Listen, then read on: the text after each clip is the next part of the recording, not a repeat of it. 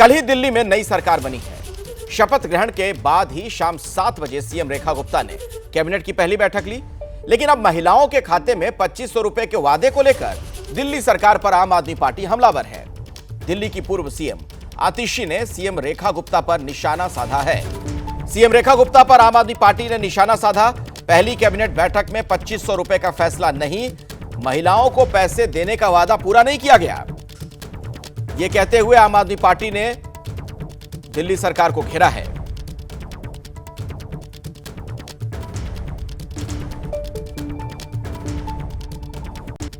रेखा गुप्ता जी ने मुख्यमंत्री बनते पहले ही दिन प्रधानमंत्री नरेंद्र मोदी जी को झूठा साबित कर दिया। रेखा गुप्ता जी ने जेपी नड्डा जी को झूठा साबित कर दिया। तो आज मैं रेखा गुप्ता जी से यह पूछना चाहूंगी कि मोदी जी की एक गारंटी को तो आज आपने पूरी दिल्ली के सामने, पूरे देश के सामने झूठा साबित कर दिया। लेकिन मोदी जी ने यह भी कहा था कि 8 मार्च तक दिल्ली की हर महिला के खाते में 2500 रुपए की राशि बैंक में पहुंच जाएगी। तो आज मैं रेखा गुप्ता जी से पूछना चाहती हूं कि क्या वो फिर से मोदी जी को झूठा साबित करने वाली हैं? तो आतिशी सीधे तौर पर कह रही हैं कि प्रधानमंत्री मोदी को झूठा साबित कर दिया गया, बीजेपी के अध्यक्ष को झूठा साबित कर दिया गया। इसी खबर पर कुछ और जानकारी के लिए सीधे चलते हैं अपने संवाददाताओं के पास। बलराम पांडे हमारे साथ जुड़े हुए हैं और दीपक रावत भी हमारे साथ जुड़ गए हैं। दीपक, पहले सवाल आप ही से। ऐसा लग रहा है कि आतिशी ये 2500 रुपए वाला जो मुद्दा है इसे बहुत बड़ा करने में लग गई है। जिस तरह से बाकायदा प्रेस कॉन्फ्रेंस करके हमला किया गया और सीधे प्रधानमंत्री मोदी पर भी निशाना साध दिया उन्होंने। जी अखिलेश, जब हमारी पहले बात हो रही थी तो मैं तब भी यही कह रहा था कि विपक्ष अब इसे बड़ा मुद्दा बनाने की तैयारी में है। वो इसलिए भी क्योंकि महिलाओं के नाम पर सभी पार्टियों ने वोट मांगे थे।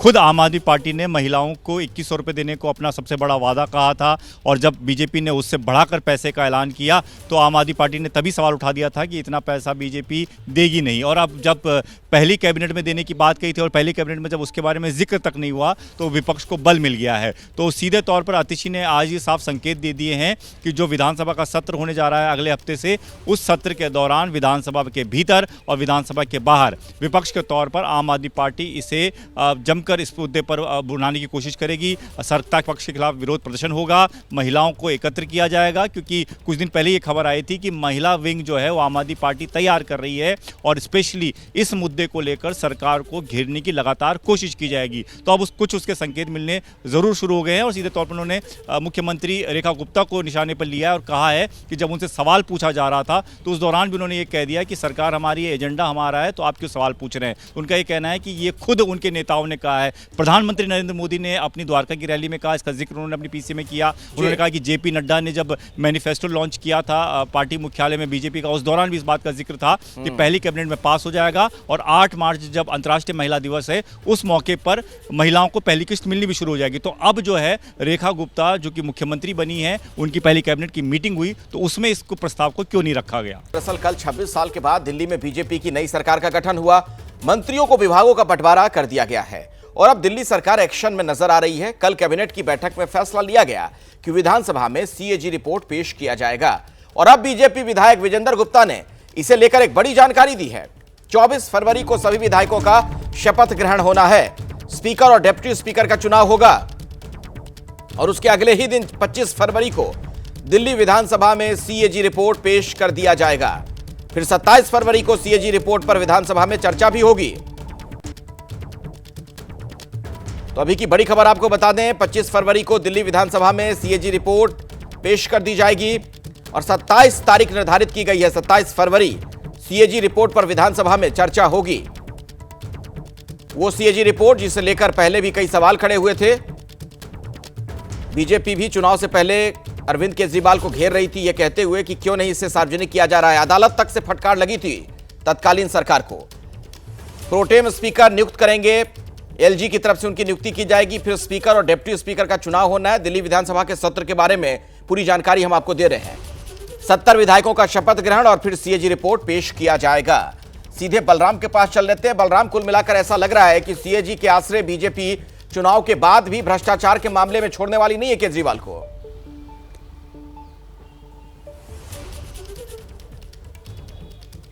बिल्कुल, देखिए जिस तरीके से भारतीय जनता पार्टी ने दो मुद्दों को सबसे बड़ा मुद्दा बनाया था और इन्हीं दो मुद्दों को लेकर के वो चुनाव में गई थी। पहला मुद्दा था यमुना की सफाई और दूसरा मुद्दा था भ्रष्टाचार। और जिस तरीके से आपने देखा होगा कि सीएजी रिपोर्ट पेश करने की बात कही गई है और कहा गया कि 3 दिवसीय का जो पहला सत्र बुलाया जा रहा है उसमें पहले दिन एलजी की तरफ से जो प्रोटेम स्पीकर है वो नियुक्त किया जाएगा और उसके बाद जो 70 विधायक हैं वो शपथ लेंगे और उसके बाद स्पीकर और डिप्टी स्पीकर का चयन होगा। और जैसे ही सदन की कार्यवाही शुरू होगी सबसे पहले सीएजी रिपोर्ट टेबल की जाएगी और उसके बाद 27 फरवरी यानी तीसरे दिन इस पर चर्चा होगी। और जिस तरीके से बीजेपी आरोप लगा रही थी कि तत्कालीन सरकार लगातार इस रिपोर्ट को डिले कर रही थी ताकि इसको सदन में ना रखा जाए और कई गंभीर आरोप भी बीजेपी की तरफ से लगाए गए थे। हालांकि जिस तरीके से आतिशी बार बार ये कह रही हैं कि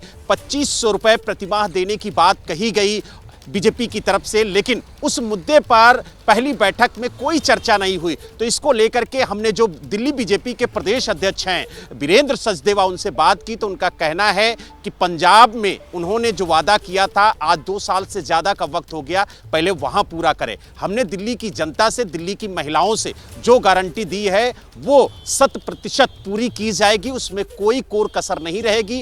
हालांकि सीएजी रिपोर्ट पेश करना बेहद जरूरी है और साथ ही महिलाओं को सम्मान निधि के तौर पर 2500 रुपए दिए जाएंगे। ये मोदी जी की गारंटी है और ये जो गारंटी है वो पूरी तरह से 100% गारंटी है, इसमें कोई भी लाग लपेट नहीं है। तो यानी कुल मिला के ये कह सकते हैं कि 3 दिवसीय जो सत्र बुलाया गया है सरकार की तरफ से पहली बार, उसमें सबसे पहले जो प्रक्रिया है कि एक एलजी की तरफ से प्रोटेम स्पीकर नियुक्त किया जाएगा और उसके बाद विधायकों को शपथ ग्रहण कराई जाएगी और फिर दरअसल देखिए एक तरफ और दिल्ली की बीजेपी सरकार सीएजी रिपोर्ट पेश करने की तैयारी में है, वहीं इस पर दिल्ली की पूर्व सीएम आतिशी का एक बड़ा बयान सामने आया। आतिशी ने कहा कि ये एक रूटीन प्रोसेस है, मैंने ही विधानसभा स्पीकर को भेजी थी रिपोर्ट। आतिशी ने कहा कि जो रिपोर्ट स्पीकर को भेजी जाती है उसे अपकमिंग सेशन में पेश करने का प्रावधान है।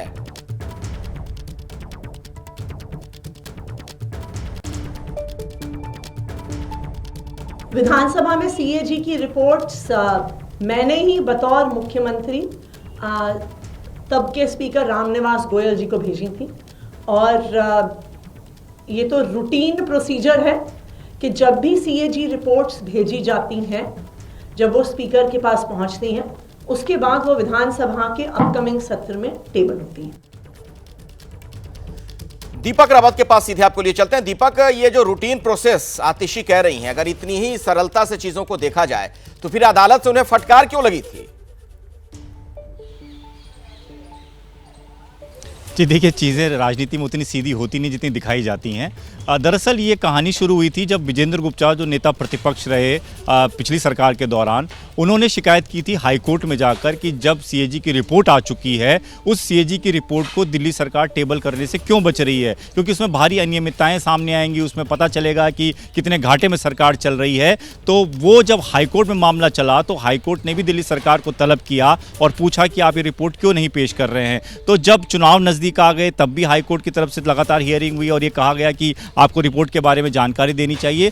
तब दिल्ली की मुख्यमंत्री वो आतिशी थी, उन्होंने रिपोर्ट को पास करके सीधे रामनिवास गोयल जो कि स्पीकर थे उनको सौंप दिया। हालांकि तब तक चुनाव की तारीखों का ऐलान हो चुका था, विधानसभा का सत्र नहीं बुलाया जा सकता था और तब हाईकोर्ट में कहा गया कि मुख्यमंत्री ने स्पीकर को भेज दिया है। लेकिन तब ये कहा गया कि अब चुनाव है तो चुनाव खत्म होने के बाद जैसे ही पहली विधानसभा होगी हम ये रिपोर्ट टेबल कर देंगे। तो प्रोसेस तो सही है कि पहले आप मुख्यमंत्री ने स्पीकर को भेजना होता है, स्पीकर उसको टेबल करता है, लेकिन वो समय ही इस तरीके से चुना गया कि उसमें काफ़ी देरी हुई। और अब बात यहाँ तक आई है कि क्योंकि सरकार अब रही नहीं तो अब नई सरकार है, तो नई सरकार तो चाहेगी कि ये रिपोर्ट जो है वो जल्द से जल्द टेबल की जाए। यही वजह है कि पहली विधानसभा के दौरान ही बीजेपी इसे रिपोर्ट टेबल करने जा रही है। ठीक है दीपक, शपथ ग्रहण के साथ ही रेखा गुप्ता ने यह भी साफ कर दिया था कि करप्शन को लेकर किसी भी दोषी को बख्शा नहीं जाएगा।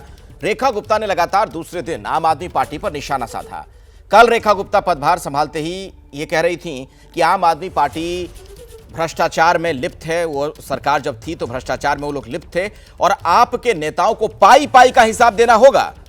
आज रेखा गुप्ता ने एक बार फिर सीएजी रिपोर्ट का हवाला देते हुए बताया कि आपके नेताओं को अब डर सता रहा है। जो सरकार पिछले 12 साल से दिल्ली में राज कर रही थी और जितने भी भ्रष्टाचार के मुद्दे उनके ऊपर है, जनता के एक एक पैसे का हिसाब उन्हें देना होगा। देखिए, ये वो लोग हैं जिन्होंने सालों राज किया, जिनके कार्यकाल में न जाने भ्रष्टाचार के कितने ही मुद्दे हुए। इनको डर इस बात का है कि जब पहली सदन में, पहले हाउस में कैग की रिपोर्ट रखी जाएगी तो न जाने कितनों के चिट्ठे निकल के आएंगे। बलराम भी मेरे साथ जुड़े हुए हैं। बलराम, देखिए, ये सभी को पता है कि आम आदमी पार्टी जब बनी थी, भ्रष्टाचार के खिलाफ आंदोलन और उसके बाद भी ये लोग राजनीति में आए, तो सबसे बड़ी पूंजी इस पार्टी की, इसके नेताओं की वही थी, ईमानदारी।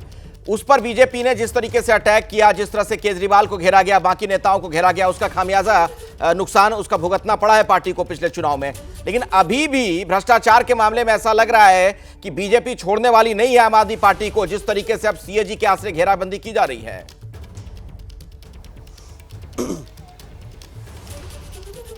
बिल्कुल, देखिए, इस बार के विधानसभा चुनाव में भ्रष्टाचार सबसे बड़ा मुद्दा रहा और यही वजह है कि आपने देखा होगा कि जिन जिन नेताओं पर भ्रष्टाचार के आरोप लगे वो एक भी नेता चुनाव जीते नहीं है, क्योंकि दिल्ली की जनता ने साफ कहा कि भ्रष्टाचार कतई बर्दाश्त नहीं है। और यही वजह है कि भारतीय जनता पार्टी इस मुद्दे को छोड़ना नहीं चाहती है। और जिस तरीके से मुख्यमंत्री रेखा गुप्ता ने कहा है कि सीएजी रिपोर्ट टेबल होते ही जो भ्रष्टाचार अगर उजागर होता है, किसी भी विभाग में कोई भी अनियमितता पाई जाती है तो उसकी जांच कराई जाएगी और जांच में जो तथ्य निकल के आएंगे उसके आधार पर कार्रवाई की जाएगी।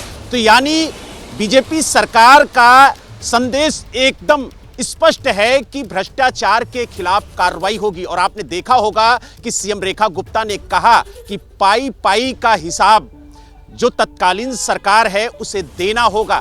तो यानी कहीं से भी कोई मौका रेखा गुप्ता नहीं छोड़ेंगी जिससे आम आदमी पार्टी को घेरा जा सके। तो कुल मिला के अब देखने वाली बात ये होगी कि जब सत्र बुलाया जाएगा 24 फरवरी को, तो 25 फरवरी को सीएजी रिपोर्ट जो है वो टेबल की जाएगी। बिल्कुल, और बड़ा हंगामेदार ये सत्र हो सकता है। अभी से इसके आसार नजर आने लग गए हैं। बीजेपी एक प्रेस कॉन्फ्रेंस कर रही है, सीधे आपको लिए चलते हैं।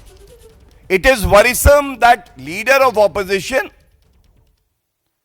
the party in opposition, the Congress party and Rahul Gandhi, who have taken oath under the constitution to preserve the integrity and sovereignty of our country, are indulging in anti-India activities and activating and acting as a stimulus for anti-India forces to interfere in the pure and pristine electoral process of our country. बड़ी लाजमी सी बात है, ऐसा वो क्यों करते हैं?